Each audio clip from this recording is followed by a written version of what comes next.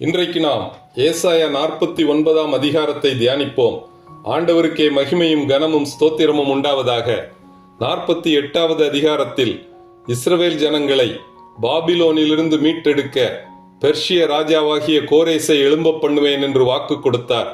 49வது அதிகாரத்தில் இஸ்ரவேல் ஜனங்களை பாவத்திலிருந்து மீட்டெடுக்க இயேசு கிறிஸ்து என்னும் உலக இரட்சகரை எழும்ப பண்ணுவேன் என்று வாக்கு கொடுக்கிறார். இயேசு கிறிஸ்துவின் முதலாம் வருகையின் போது இஸ்ரவேலர்கள் அவரை புறக்கணித்து சிலுவையில் அறைய ஒப்புக் கொடுத்தனர். ஆனால் மீதியான இஸ்ரவேலர்களோ இயேசு கிறிஸ்து நியாயாதிபதியாக வரும்போது மீட்டுக் கொள்ளப்படுவார்கள் என்று வாக்கு கொடுக்கிறார். இந்த பின்னணியோடு ஏசாயா 49 அதிகாரத்தை தியானித்தால் நம்மால் எளிதாக புரிந்து கொள்ள முடியும். இஸ்ரவேலே, நீ என் தாசன், நான் உன்னில் மகிமைப்படுவேன் என்று கர்த்தர் சொன்னார். யாக்கோபின் கோத்திரங்களை மீட்டெடுக்க கர்த்தர் இயேசு கிறிஸ்துவை அனுப்புவார். அவர் பூமியில் உள்ள எல்லா ஜாதிகளையும் மீட்டெடுக்க ஒளியாக வருவார். அவர் கட்டுண்டவர்களை விடுதலையாக்குவார்.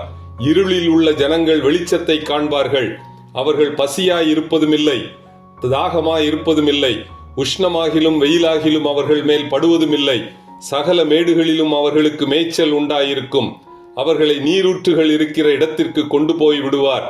மீதியான இஸ்ரவேலர்கள் வடக்கிலும் மேற்கிலும் இருந்தும் சீனீம் தேசத்திலும் இருந்தும் வருவார்கள். கர்த்தர் தம்மை அண்டி வரும் எல்லா உலக ஜனத்துக்கும் ஆறுதல் செய்வார். இஸ்ரவேலரோ கர்த்தர் என்னை கைவிட்டார், ஆண்டவர் என்னை மறந்தார் என்று சொல்லுகிறார்கள். ஸ்திரீயானவள் தன் கற்பத்தின் பிள்ளைக்கு இறங்காமல் தன் பாலகனை மறப்பாளோ?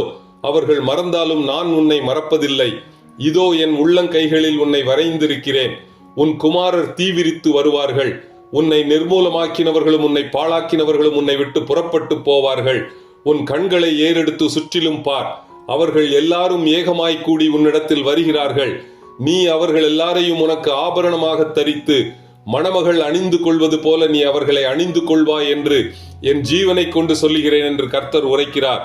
அப்பொழுது உன் வனாந்தரங்களும் உன் பாழிடங்களும் நிர்மூலமான உன் தேசமும் இனி குடிகளின் திரளினாலே உனக்கு நெருக்கமாயிருக்கும். உன்னை விழுங்கினவர்கள் தூரமாவார்கள். பிள்ளைகளற்று இருந்த உனக்கு உண்டாயிருக்க போகிற பிள்ளைகள், இடம் எங்களுக்கு நெருக்கமாயிருக்கிறது, நாங்கள் குடியிருக்கும்படிக்கு விலகீரு என்று உன் காதுகள் கேட்க சொல்வார்கள். அப்பொழுது நீ இவர்களை எனக்கு பிறப்பித்தவர் யார்? நான் பிள்ளைகளற்றும் தனித்தும் சிறைப்பட்டும் நிலையற்றும் இருந்தேனே. இவர்களை எனக்கு வளர்த்தவர் யார்? இதோ நான் ஒன்றியாய் விடப்பட்டிருந்தேனே.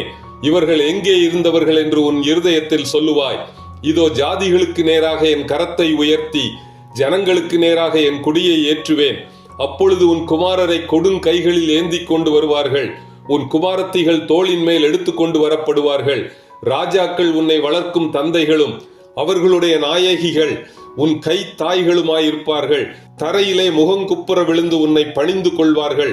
நான் கர்த்தர், எனக்கு காத்திருக்கிறவர்கள் வெட்கப்பட்டு போவதில்லை என்பதை மாம்சமான யாவரும் அறிந்து கொள்வார்கள் என்று கர்த்தர் சொல்லுகிறார்.